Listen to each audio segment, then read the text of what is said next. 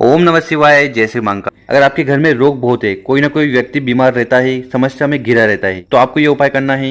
इसके साथ अगर आपकी ऐसी कोई कामना है, इच्छा है जो बहुत दिनों से पूर्ण नहीं हो रही है, तब भी आपको इस उपाय को करना है। अगर आपने 16 सोमवार, पशुपति व्रत, प्रदोष के व्रत सब कर लिए, उसके बाद भी अगर आपकी कामना पूर्ण नहीं हो रही है, तो विशेषकर इस उपाय को आपको कर लेना है। तो पूज्य गुरु जी की कथा को सुनकर ही ये उपाय बहुत अच्छे से समझाएंगे। उसके पहले इस वीडियो को लाइक कर दें और चैनल पर नए हो तो सब्सक्राइब जरूर करिएगा। अगर आपके घर में बीमारी है, कोई ना कोई ऐसा व्यक्ति है जो बीमारी रहता है, वो रोग से पीड़ित रहता है, ठीक है, कुछ ना कुछ समस्या उसके जीवन में आ ही रही होती है, तो इस उपाय में जो सबसे पहले हमें सामग्री चाहिए वो है शहद। तो आपको इस प्रकार से शहद लेना है। कितना लेना है? 1-2 चम्मच शहद ले लीजिएगा। इसके बाद जो अगली सामग्री है वो है जल का लोटा। तो तांबे का लोटा ले लेना और इस तांबे के लोटे में आपको जल भर लेना। फिर इन दोनों सामग्री को लेकर आपको पहुंच जाना है शिव मंदिर। सुबह शाम जब भी आपको समय मिले आप शिव मंदिर चले जाना और शिव मंदिर में जाकर सबसे पहले उत्तर दिशा की तरफ मुंह कर खड़े होना। अब इसके बाद क्या करिएगा कि आप अपने साथ जो शहद लाए हो उस शहद को आपको अपनी अनामिका उंगली में लगाना है, ठीक है, और यहाँ पर फिर इस प्रकार से ओम का निर्माण करना है, ठीक है। तो माता अशोक सुंदरी वाली जगह पर आपको ओम का निर्माण कर देना है। तो उसके बाद आपको एक खाली पात्र लेना है, कटोरी लेना है और उसको आपको इस प्रकार से रख देना है, ठीक। और इसके बाद जो आपके पास जल का लोटा है उसको उठाना है और उसको आपको शिवलिंग के ऊपर समर्पित कर देना है, श्री शिवाय नमस्तुभ्यम का स्मरण करते हुए, ठीक है। तो वो जल यहाँ से बहता हुआ दोनों जलाधारी के बीच में से होकर इस कटोरी में आएगा। तो इस कटोरी में आपको वो जल इकट्ठा कर लेना है। खासकर ये उपाय आप बीमारी के लिए कर रहे हो तो आपको वहाँ महादेव जी से प्रार्थना कर लेना है कि हे महादेव जी, हमारे घर में ऐसा कोई व्यक्ति है जो बहुत ज्यादा बीमार है, बहुत ज्यादा रोगीला है, ठीक है। तो इस कटोरी में हम जो जल ले जा रहे हैं वो प्रसाद के रूप में ले जा रहे हैं, तो हे महादेव जी उस व्यक्ति पे कृपा करें। तो आपको उसका नाम और गोत्र बोलकर आपको ये उपाय कर लेना है और फिर उस कटोरी को घर ले जाकर उस व्यक्ति को आचमन करवा देना है, ठीक है। और ये उपाय करते समय आपको कुंदकेश्वर महादेव जी का नाम लेना है। कौन से महादेव? कुंदकेश्वर महादेव जी का नाम लेकर आपको ये पूरा उपाय करना है। तो दिन में 3 बार आपको इसका आचमन करवाना है, ठीक है। इसके बाद उस व्यक्ति की जो भी बीमारी होगी, जो भी समस्या होगी, वो खत्म होने लगेगी। तो इस उपाय को कितने दिन करना है? देखिए, इस उपाय को आपको तब तक करना है जब तक कि उस व्यक्ति की बीमारी जो समस्या है वो खत्म ना हो जाए। तो ओम वाला जल बहुत ही कारगर है और उस व्यक्ति की जो समस्या है वो खत्म होने लगेगी। क्यों करना है?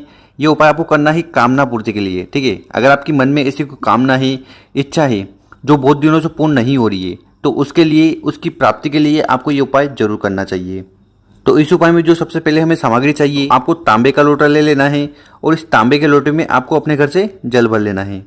इसके बाद जो अगली सामग्री है वो है लाल चंदन। क्या है? लाल चंदन, ठीक है। अगर आपको इस प्रकार से लाल चंदन मिल जाए तो बहुत बढ़िया, पर कोशिश करिएगा कि आपको इस प्रकार से लकड़ी लेना है और इस लकड़ी को आपको घिसकर फिर इस प्रकार से चंदन बना लेना है।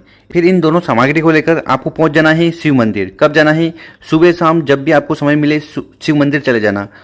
तो यहाँ पर सबसे पहले हमारे पास क्या है? लाल चंदन। तो क्या करिएगा, आप एक पात्र लीजिएगा, उस पात्र में इस लाल चंदन को डालिएगा और थोड़ा जल उसमें डालना है। तो यहाँ पर आपको पेस्ट बना लेना है, लेपन बना लेना है लाल चंदन का, और इस प्रकार से शिवलिंग के ऊपर आपको लेपन कर देना है उस लाल चंदन से, ठीक है। और लेपन करते समय आपको श्री शिवाय नमस्तुभ्यम का स्मरण करना है। साथ ही साथ आपके मन में जो भी कामना है, जो भी इच्छा है, उसका भी स्मरण कर लेना है। और लेपन करने के बाद थोड़ा लाल चंदन उस पात्र में आपको बचा लेना है।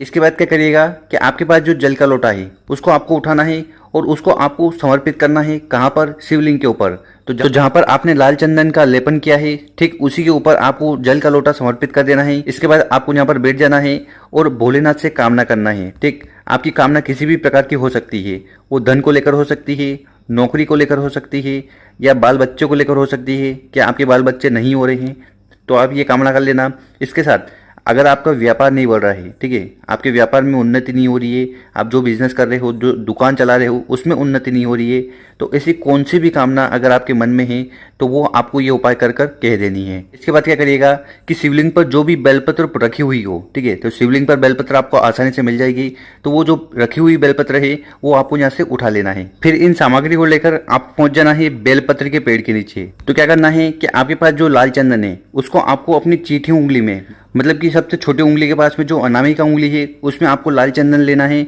और आपको बेलपत्र के पेड़ के ऊपर, ठीक है, वहां पर आपको ओम का निर्माण करना है। क्या करना है? अनामिका उंगली में आपको लाल चंदन लेना है और इस प्रकार से आपको बेलपत्र के पेड़ के ऊपर ओम का निर्माण कर देना है।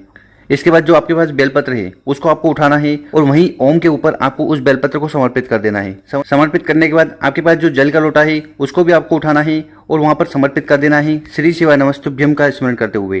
तो इस प्रकार से आपको ये उपाय कर लेना है। ठीक, इसके बाद यहाँ पर आपको खड़े हो जाना है और भोलेनाथ से प्रार्थना करना है कि हे भोलेनाथ, हमारे जीवन में जो भी कष्ट हैं या जो भी कामना है उसे जल्द से जल्द पूर्ण करें।